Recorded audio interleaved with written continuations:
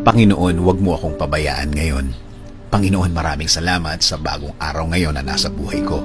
Maraming salamat sa mga bagong pagkakataon na kasama ng araw na ito. Salamat sa bagong gising ko na kasama ang mga bagong pag-asa. Panginoon, hinihiling ko po sa inyo na huwag niyo po akong pabayaan ngayong araw. Huwag niyo po akong iwan. Huwag niyo po akong pabayaang mag-isa. Ayaw ko po, Lord, ng nag-iisa. Alam ko po na kapag kasama ko kayo, ang lahat ay magiging maayos. Ang lahat ay tatakbo ng maganda at tahimik.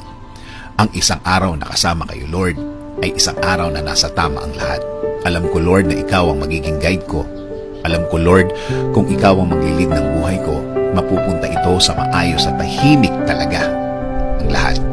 Dahil alam ko na ang araw na ito ay bahagi ng inyong magandang plano. Lord, nasa gitna po ako ng isang matinding problema.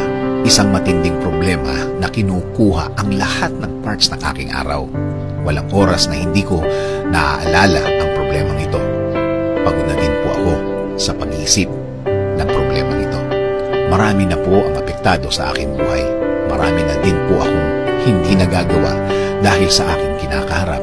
Kahit ang mga mahal ko sa buhay, napapabayaan ko na dahil sa problemang ito. Lord, I'm asking you to be in